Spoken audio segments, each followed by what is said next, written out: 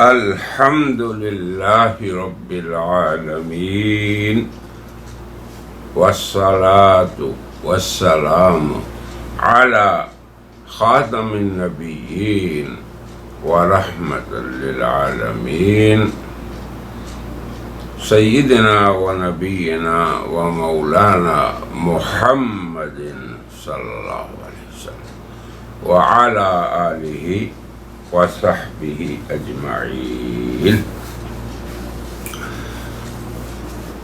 وبعد، أعوذ بالله من الشيطان الرجيم. بسم الله الرحمن الرحيم. ولقد آتينا موسى الكتاب وقفينا من بعده بالرسل وآتينا عيسى ابن مريم البينات وأيدناه بروح القدس أفكلما جاءكم رسول بما لا تهوى أنفسكم استكبرتم ففريقا كذبتم وفريقا تقتلون. صدق اللہ العظیم. تو سب سے پہلے ہم آپ کے سامنے اس آیت کی تصحیح یعنی درست ادائیگی کے بارے میں عرض کرتے ہیں اور گزارش کرتے ہیں اپنے سامعین کو کہ وہ سورۃ البقرہ کی آیت نمبر 88 کھول کر اپنے سامنے رکھ لیں اور اپنے الفاظ کی درست ادائیگی کا اہتمام کریں. تو یہ آیت یہاں سے شروع ہو رہی ہے وَلَقَدْ. اس کو وَلَقَدْ نہیں کہنا. ہم کیوں یہ کہتے ہیں؟ یہ کہنا ہے اور یہ نہیں کہنا ہے کیونکہ مثبت اور منفی، درست اور غلط دونوں ادائیگیوں کو اس لیے سامنے رکھنا ہے کہ ہم درست ادائیگی کو آسانی سے ادا کر سکیں. تو سب سے پہلے وَلَقَدْ، قد نہیں کہنا. آتینا موسیٰ. تو یہاں تک کہ حروف سب ہماری زبانوں میں ہیں. الکتاب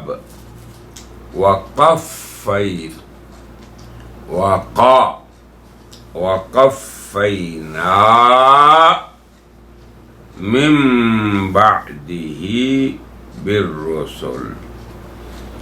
قاف کا بھی خیال رکھیں قفینا میں، اور عین کا بھی من بعدہ نہیں کہنا.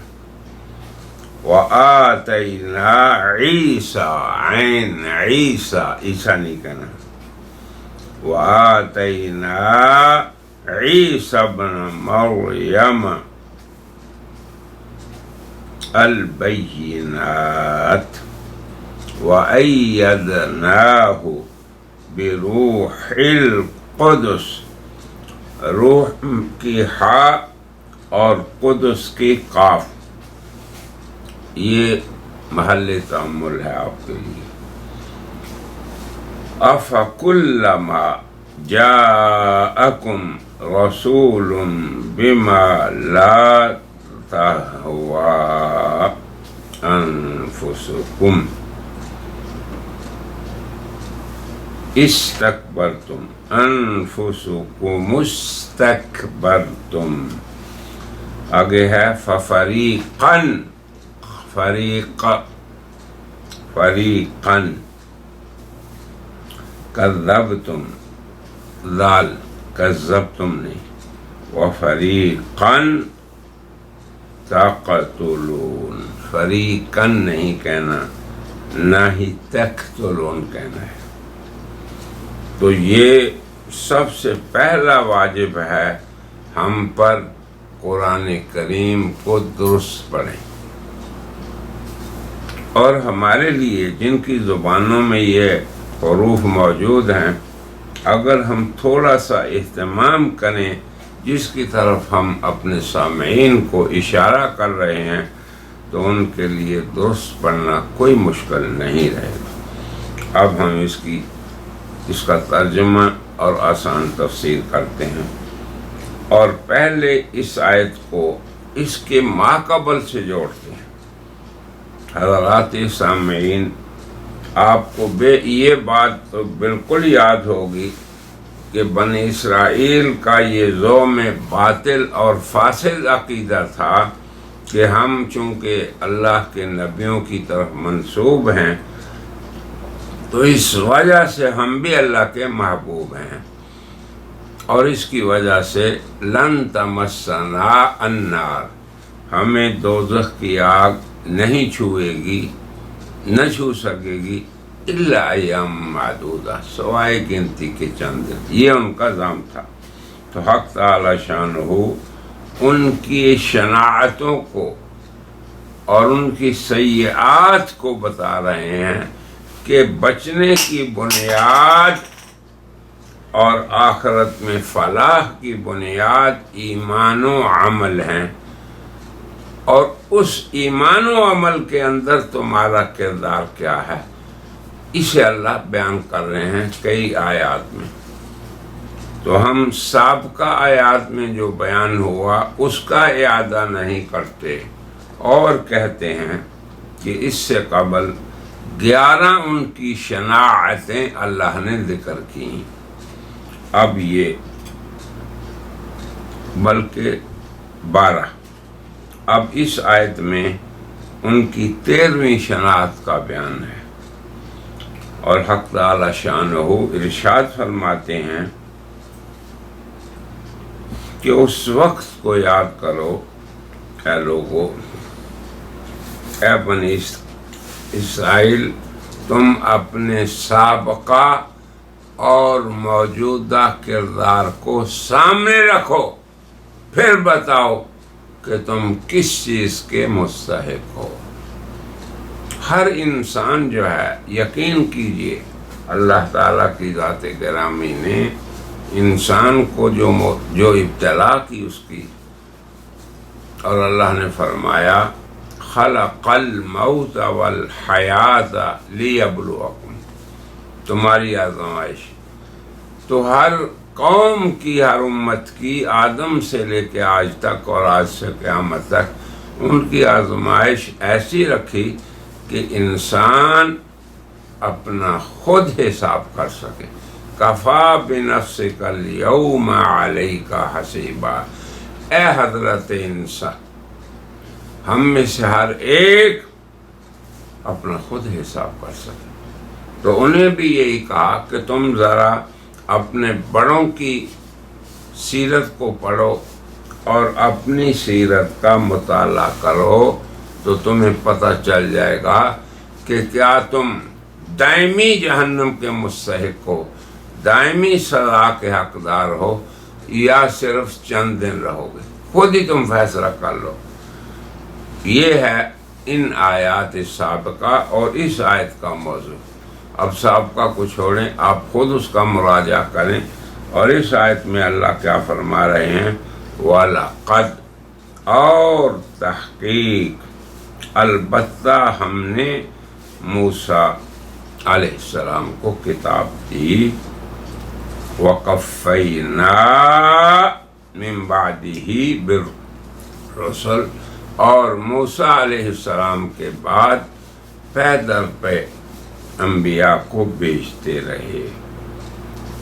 یہ تو اللہ تعالیٰ کی طرف سے آزمائش تھی، کتاب بھی دی، وہ بھی آزمائش کہ عمل کرتے ہیں اس پر یا نہیں، انبیاء کو بھیجا، وہ بھی آزمائش کہ ان کی اطاعت کرتے ہیں یا ان کی مخالفت۔ پھر اس کے بعد فرمایا اور ہم نے عیسیٰ ابن مریم کو کھلی نشانیاں دیں، بینات، کھلے معجزات دیے، بیناتوں کی جمع ہے، بلکہ اس سے بڑھ کر ہم نے اس کی تائید کی، وَأَيَّدْنَاهُ، اسے قوت بخشی، کس کے ساتھ؟ روح القدس کے ساتھ۔ اہل تفسیر نے لکھا ہے کہ اللہ تعالیٰ کی طرف سے ایسا تھا کہ حضرت جبریل علیہ السلام جنہیں اللہ نے روح قدس کا نام دیا، وہ ہمیشہ ان کی پروٹیکشن کرتے تھے، ان کے ساتھ رہتے تھے اور دشمنوں سے ان کی حفاظت کیا کرتے تھے۔ ان کی ولادت سے پہلے بھی دیکھیں آپ کہ مریم کے پاس کون آیا؟ وَاذْكُرْ فِي الْكِتَابِ مریم۔ قرآن نے جب مریم کا قصہ ذکر کیا تو کیا کہا؟ فَتَمَثَّلَ لَهَا بَشَرًا،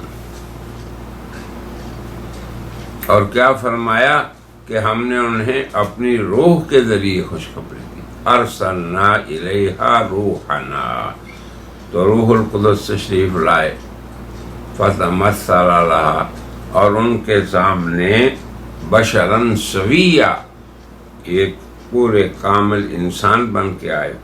اسی لیے تو انہوں نے کہا اعوذ بالرحمن ان کنت تقیہ، کہ اگر تم متقی ہو تو متقین کے رب رحمان کا تمہیں میں واسطہ دیتی ہوں، اس کی پناہ میں آتی ہوں۔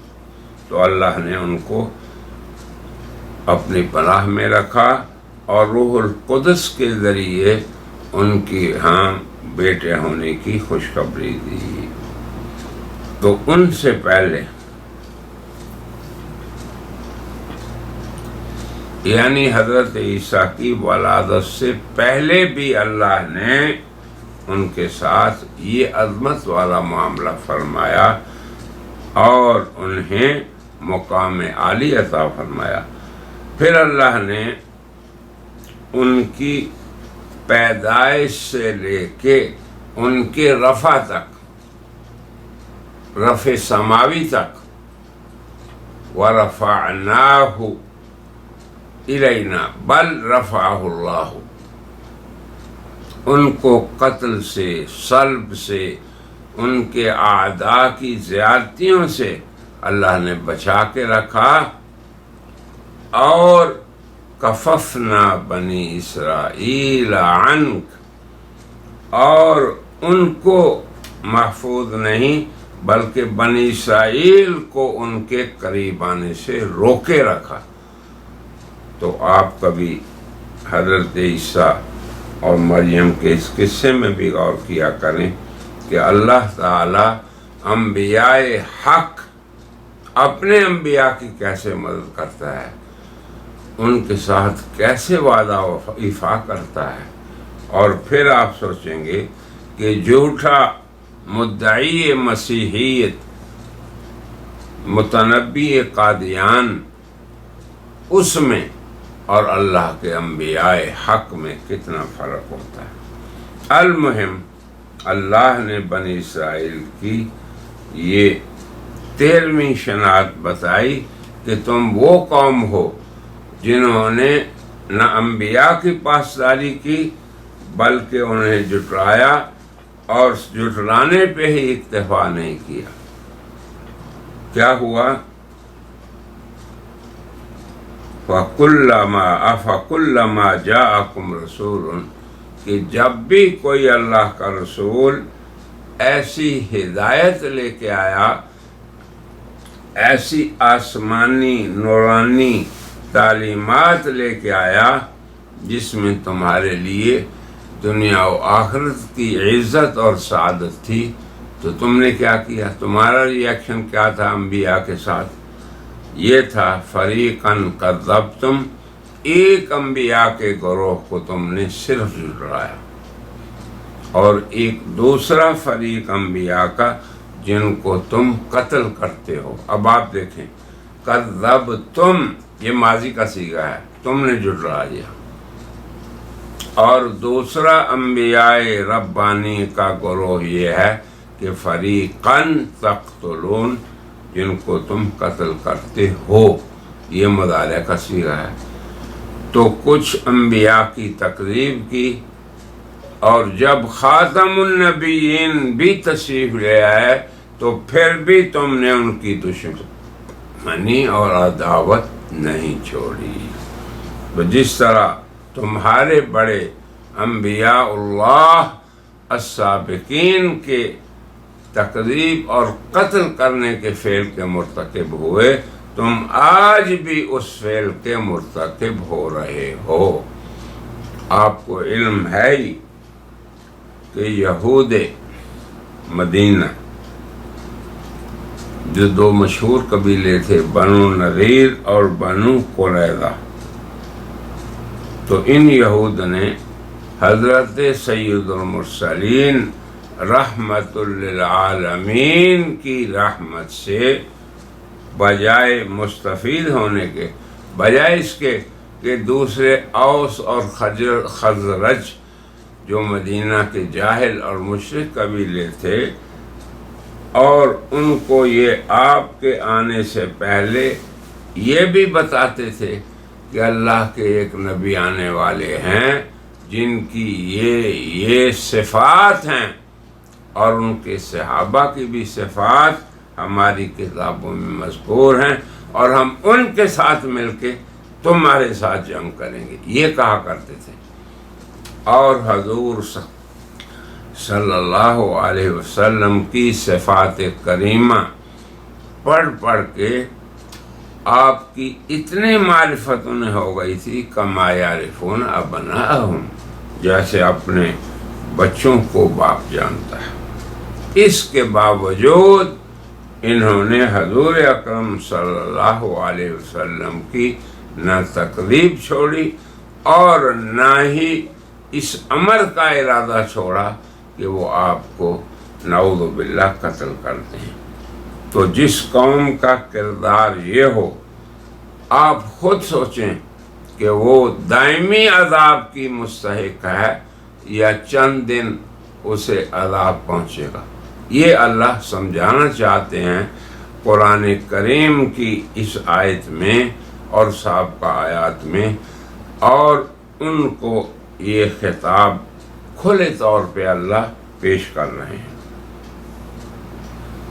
تو انبیاء کی تکذیب یہ سابقہ فعل ماضی کے ساتھ ذکر ہوا، اور تقتلون ان کے فعل شنیع انبیاء کا قتل، اس کو اللہ نے فعل مضارع سے ذکر کیا کہ اب بھی وہ اس خبیث خصلت سے باز نہیں آئے، بلکہ اس پہ در پہ ہیں، اس کے در پہ ہیں۔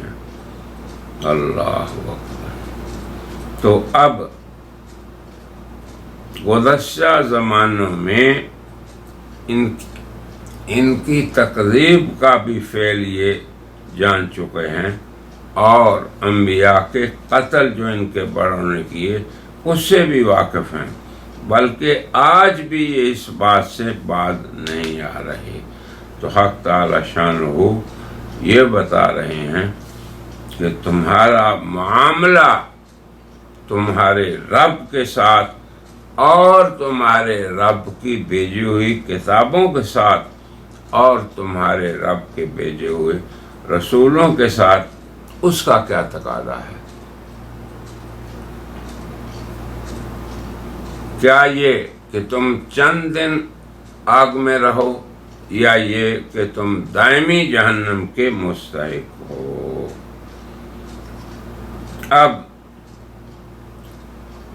سید المرسلین خاتم النبیین حضرت رحمت للعالمین کے ساتھ اے آج کے یہود تمہارا کیا معاملہ ہے، اس کو اللہ تعالیٰ اگلی آیت میں بیان کر رہے ہیں، جو ہم انشاءاللہ اگلی مجلس میں بیان کریں گے۔